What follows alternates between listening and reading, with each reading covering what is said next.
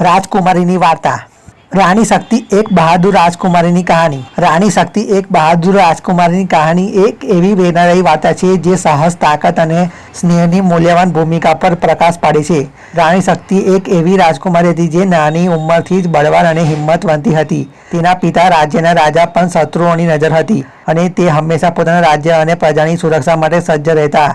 રાણી શક્તિએ બાળપણથી જ શસ્ત્ર વિદ્યા અને યુદ્ધ કલાનું તાલીમ લીધું હતું અને તે અપરાજિત સાહસ અને બુદ્ધિ માટે પ્રખ્યાત હતી। એક દિવસ જ્યારે શત્રુ રાજાએ અચાનક હુમલો કર્યો ત્યારે સમગ્ર રાજપરિવાર ભયભીત થઈ ગયો। રાજા અને તેમના યોદ્ધાઓ આક્રમણને અટકાવવાનો પ્રયાસ કરી રહ્યા હતા, પરંતુ શત્રુ સેનાનું સંખ્યાબળ ઘણું વધારે હતું। રાણી શક્તિએ આ સ્થિતિને સમજીને પોતાના પિતાને કહ્યું કે તે પણ યુદ્ધ મેદાનમાં ઉતરશે।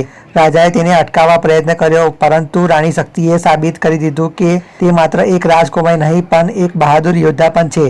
તે તેના ઘોડા પર સવાર થઈને શત્રુઓ સામે યુદ્ધ માટે નીકળી। તેની ધારેલ ચાલ ચતુરાઈ ભરી હતી।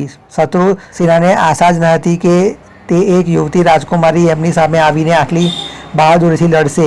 રાણી શક્તિએ પોતાના ધ્યેય પર અડગ રહીને શત્રુઓને ચોંકાવી દીધા। તેને માત્ર શસ્ત્રોનો જ નહીં પણ બુદ્ધિનો પણ ઉપયોગ કર્યો। તેને ખબર હતી કે સીધું લડવાનું એ માત્ર ઉકેલ નથી અને તેથી જ તેને વ્યૂહરચનાનો ઉપયોગ કર્યો। તેની રાત્રે ગુપ્ત માર્ગથી શત્રુઓના કેમ્પમાં પહોંચીને તેમના મુખ્ય નેતાને પકડી લીધી। આ અચાનક હુમલાથી શત્રુ સેનામાં અફરાતફરી મચી ગઈ। શત્રુઓ પોતાના નેતાને બચાવવા પ્રયત્ન કરવા લાગ્યા, પણ રાણી શક્તિએ પોતાની વ્યૂહરચના દ્વારા તેમને એક પછી એક હરાવી દીધા। રાજાની સેનાએ પણ આ અવસરનો ફાયદો ઉઠાવીને શત્રુઓ પર પ્રહાર કર્યો। સવાર થતાં જ યુદ્ધ સમાપ્ત થયું। શત્રુ રાજાએ શરણાગતિ સ્વીકારી અને વચન આપ્યું કે તે ફરી કદી આ રાજ્ય પર હુમલો નહીં કરે। રાજા અને પ્રજાએ રાણી શક્તિની હિંમત અને તાકાતને વધાવી। તે માત્ર એક બહાદુર રાજકુમારી નહીં પણ એક સારા શાસક તરીકે પણ જાણીતી બની।